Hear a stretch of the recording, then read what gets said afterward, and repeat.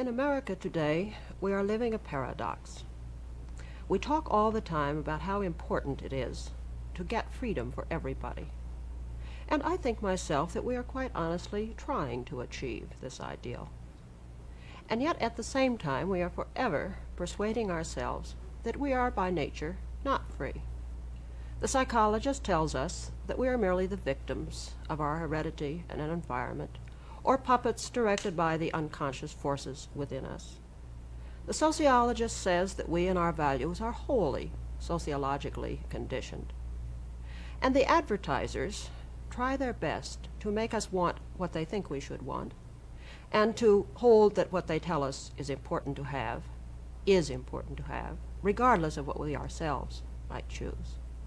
And this satanic trio, as the existentialist would call them, Madison Avenue, the sociologist, the psychologist, have persuaded many of us that we really are not free. And you will hear people arguing very vehemently that they are not free agents. The existentialists will have none of this. They maintain that man is free and that he ought to be free. But when they say that he is free and ought to be free, they are not uttering a paradox. For they believe that it is only when man recognizes psychologically his freedom that he is to fight for political freedom. And they think that freedom from oppression is something which man ought to have, but that only when he is free will he work for it. This message was stated very early in a play of Jean-Paul Sartre's, The Flies. In the scene there, Zeus is talking to Orestes, warning him that he ought to kill Orestes and his sister before they manage to kill him in vengeance for his having murdered their father.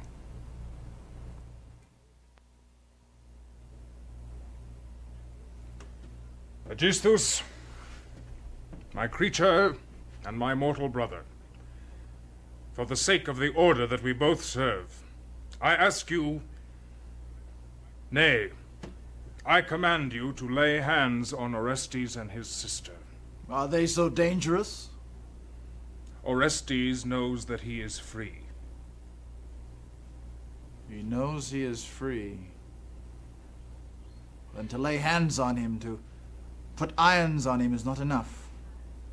One free man in a city is like a plague spot. You will infect my whole kingdom and bring my work to nothing. Almighty Zeus, why stay your hand? Why not fell him with a thunderbolt? Fell him with a thunderbolt.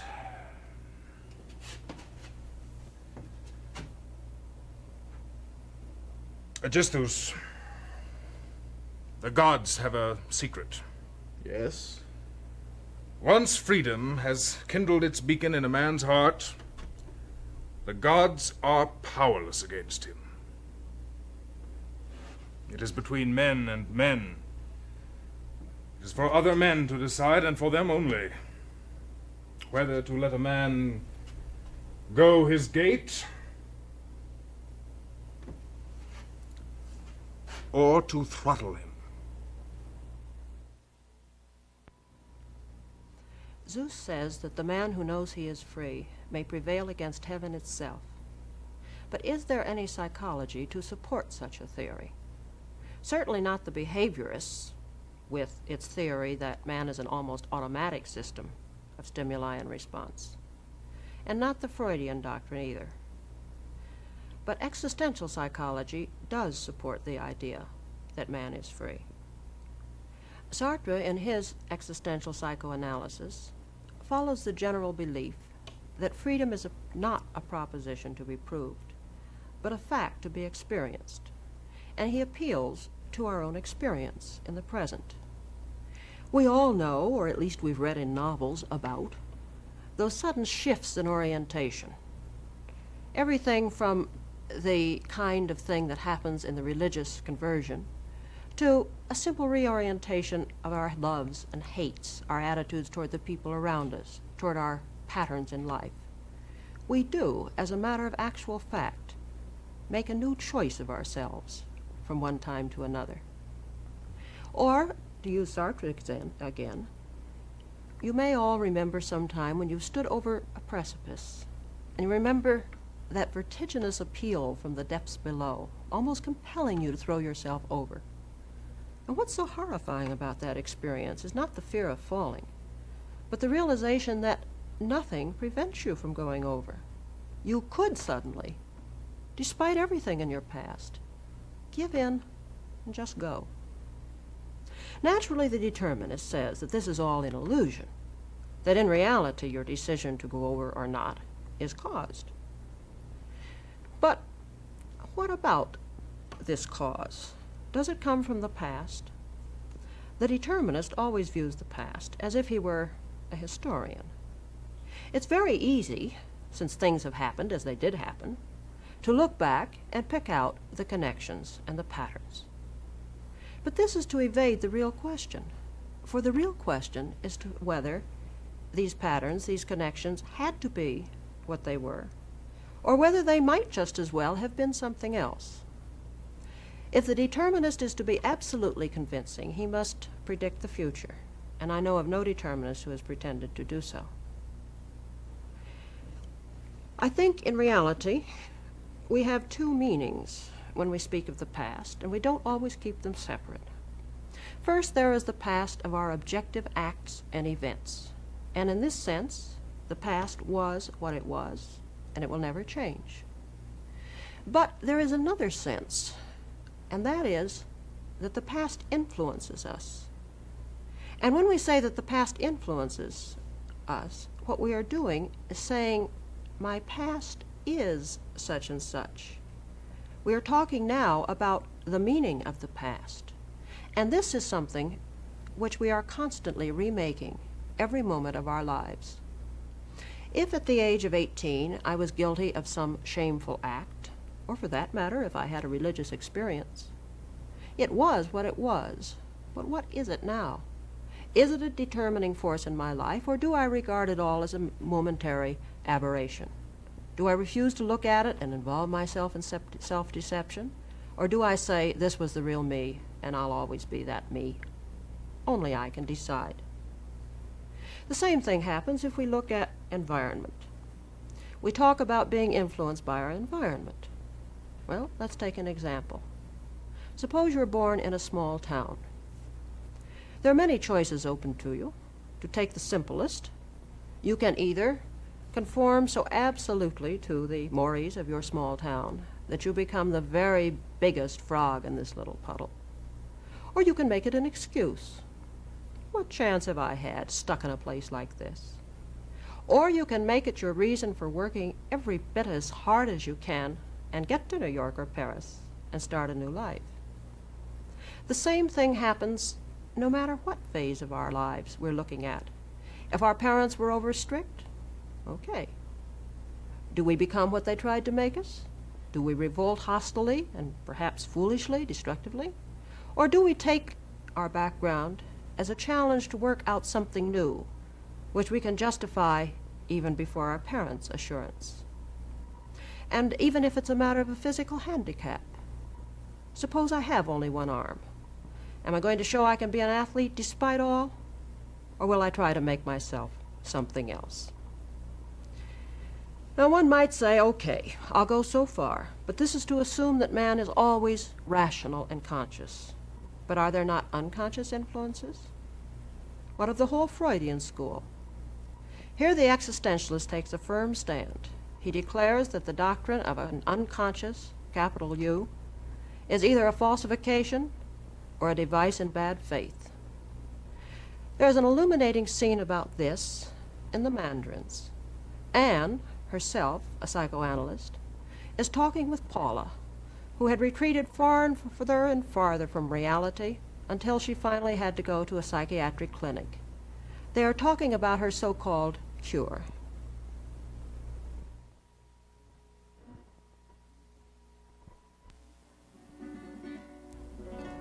Are you sorry things have changed? That would be saying too much. But you can't imagine how rich the world was in those days. The least little thing had 1,000 facets. I would have questioned myself about the red in your dress. That man over there I would have taken to be a dozen different people all at once. And now the world seems rather flat to you. Not at all. I'm glad to have had that experience behind me. And I can assure you my life isn't going to be flat. I'm crawling with plans. Well, tell me about them, Paula. I've decided to become famous. I want to go out, travel, meet people. I want love and glory. I want to live. Are you thinking of singing or writing? Writing. A book in which I'm going to tell about myself. I've given it a lot of thought. It won't be an amusing story, but I believe it'll create quite a sensation. Are you planning on fictionalizing it, or are you going to tell it as it really is? Right now, I haven't decided on a form. It wasn't easy what I went through, but if you only knew how happy I am to have finally found myself. You must have been through some pretty bad moments, Paula. Yes, indeed. There were days when everything seemed so funny I almost died laughing. And other days were pure horror. They had to put me in a straitjacket. Well, Dr. Madras is good, isn't he? Oh, he's wonderful.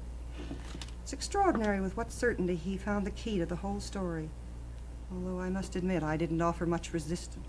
Is the analysis over? Not completely. The main part is done. I never told you about my brother, did I? Never. I didn't even know you had a brother. He died when he was 15 months old. I was 4. It's easy to understand how my love for Henri immediately took on a pathological character. Henri was also 2 or 3 years younger than you, wasn't he? Exactly.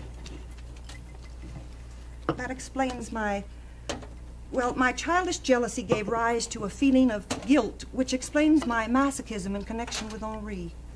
I made myself a slave to that man. I gave up all personal success for him. I chose obscurity, dependence. And why? To redeem myself so that through him my dead brother would eventually consent to absolve me. Huh. Well, I think I made a hero of that man. A saint. Sometimes I could burst out laughing just thinking about it. Have you seen him again? Oh, no, I won't see him again. He took unfair advantage of the situation. I'm quite familiar with the kind of explanations Dr. Madras has used. Yet to release Paula, it was necessary to reach back into the past in order to destroy her love. But I think those microbes which can't be exterminated except by destroying the organism they are devouring. Henri's dead for Paula, but she's dead too. I don't know that fat woman with the sweaty face and the bovine eyes who's swilling scotch beside me. Anne is a very unconventional psychoanalyst, and obviously de Beauvoir has set up this scene to satirize the belief of the Freudians. There are many things here which we could comment on. For example, the new, cured, and adjusted Paula. Is she any better, really, than the earlier Paula who had had her hallucinations? But the chief thing which is involved here is the attack on the idea of the Oedipus complex as something which can be used to explain anybody at all, or if not the Oedipus complex, at least childhood experiences which have been forgotten and yet somehow determine us. And always, of course, the determinism is in terms of the unconscious. In Paula's case, we can see how ludicrous it all is. Somehow or other, the idea that this brother, whom she had not thought enough of consciously, even to have mentioned him, has unconsciously been dictating her whole adult life. We somehow don't believe it. But before blaming Paula too much, we should ask ourselves just how much of the modern world does live by the belief in the unconscious.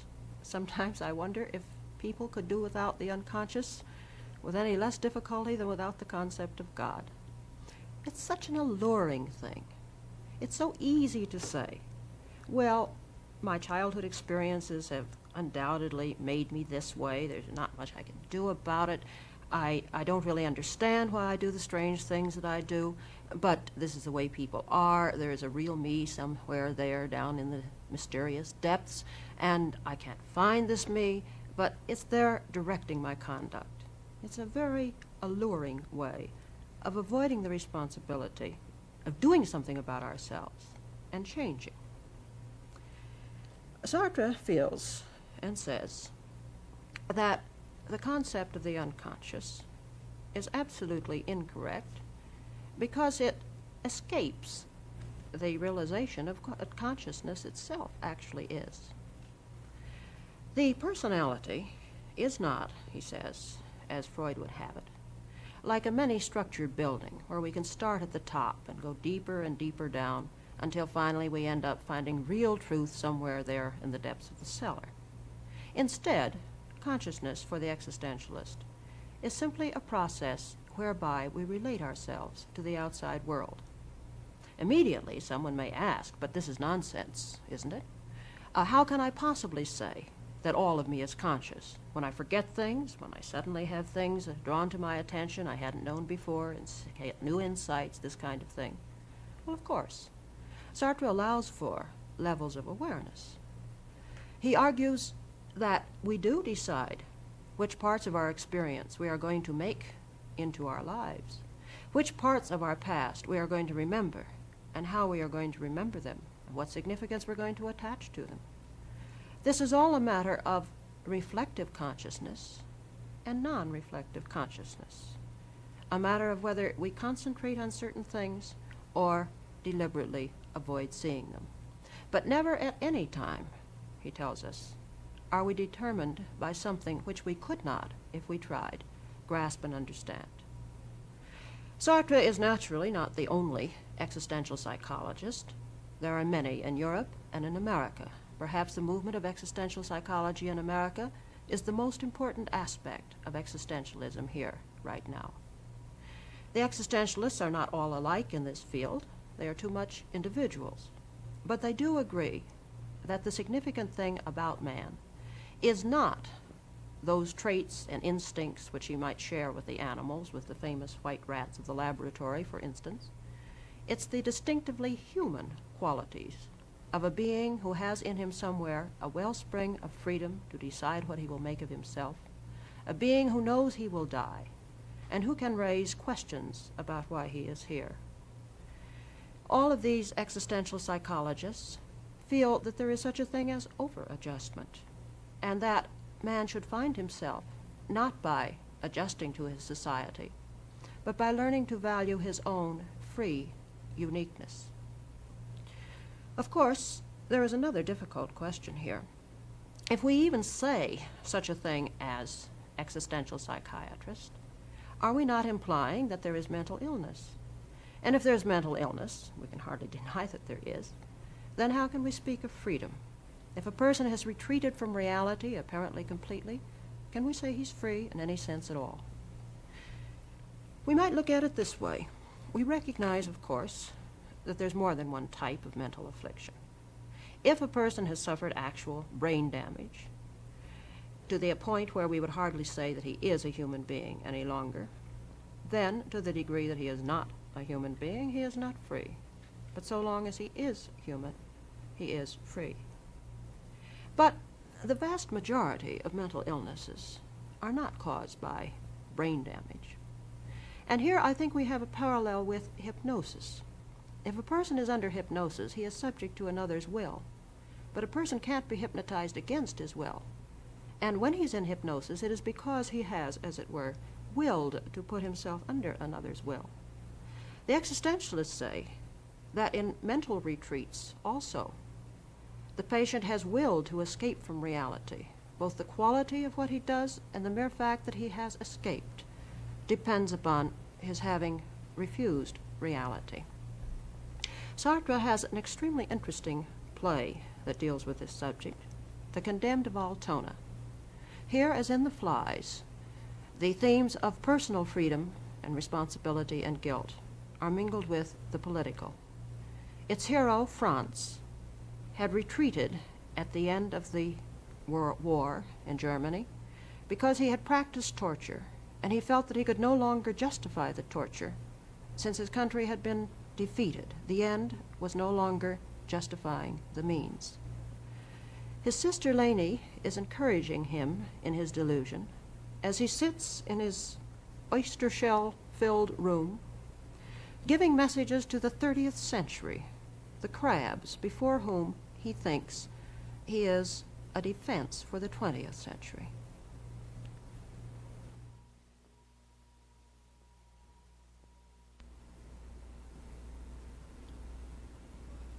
I'm discovering the horrible truth. We're under observation all the time. We are? You, me, all the dead. Mankind. Be on your guard. They're watching you. Laugh while you can, my lady. The 30th century will arrive like a thief in the night, and you'll find yourself in the middle of them. What if we are already there? Where? In the 30th century. Be on your guard. If the crabs are watching, you can be sure they'll find us very ugly. How do you know? Crabs like crabs, it's only natural. Suppose they were men. In the 30th century, if there is a man left, he'll be preserved in a museum. And will the crabs do that? Yes. They'll have different bodies and therefore different ideas. What ideas, huh? What? Can you grasp the importance of my task? The exceptional difficulty? I'm defending you before judges I haven't the pleasure of knowing. Working blind. You drop a word here to the judge and it tumbles down the centuries. What will it mean up there?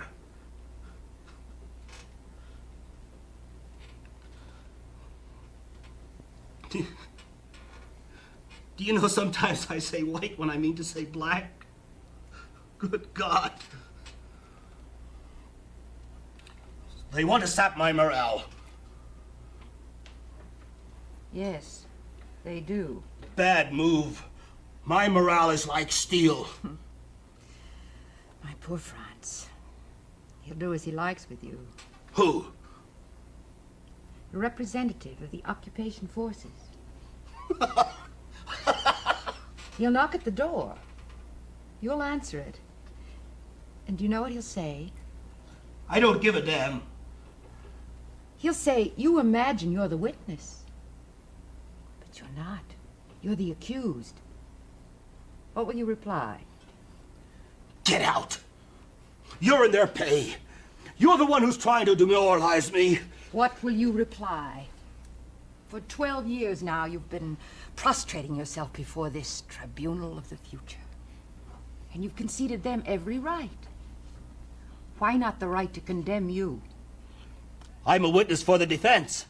Mm-hmm. Who appointed you? History. It has happened, hasn't it, that someone believed himself to be appointed by history. It turned out to be someone else. I won't let that happen. I'll put history into a mouse hole. Shh. They're listening. You egg me on until I forget myself. I beg your pardon, listeners. My words have betrayed my thoughts. Challenge their competence, please. That's your only weakness. Tell them they are not your judges. And then you'll have no one else to fear, neither in this world nor the next. Get out!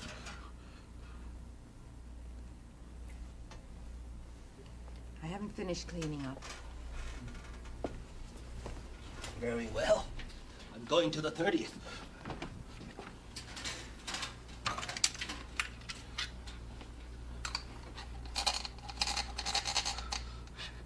You're looking at me. I forbid you to look at me. Will you take your eyes off me? I will if you'll speak to me. You're driving me mad. You'd like that, wouldn't you? Very well. You want to look at me? Then do so. Left, right, left. Stop. Right, left, right, left. Please, Right. stop! What's the matter, my beauty? Afraid of a soldier? I'm afraid of despising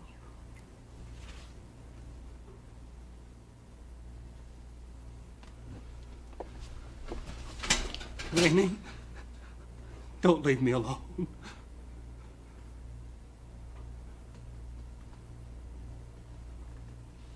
Do you want me to stay? I need you, Laney.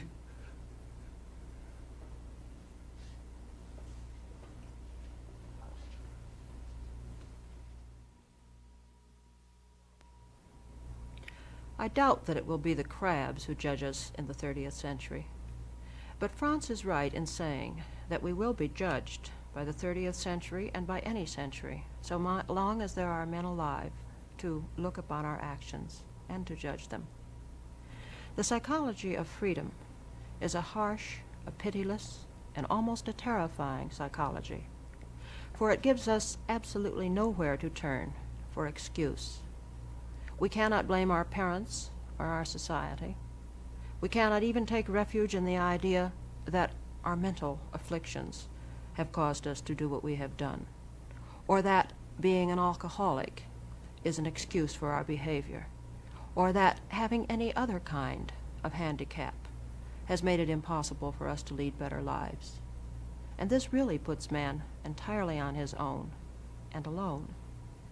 But it is a dignity which is involved here.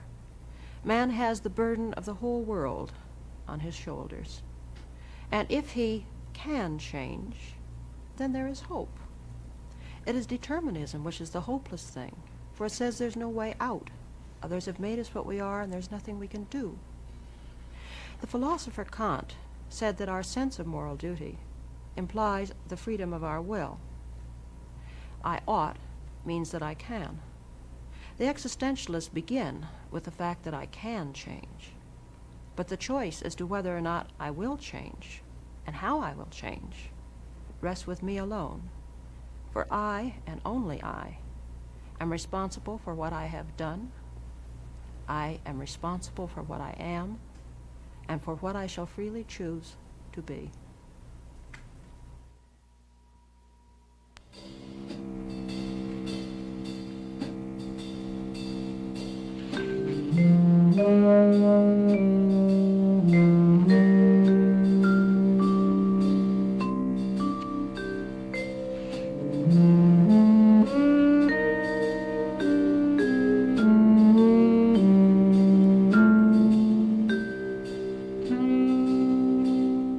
The Scene from the Mandarins by Simone de Beauvoir, translated by Leonard M. Friedman, is published by the World Publishing Company. The Scene from The Flies was translated by Stuart Gilbert. The Scene from The Condemned of Altona was translated by Sylvia and George Leeson. Both plays by Jean-Paul Sartre are published by Alfred A. Knopf Incorporated.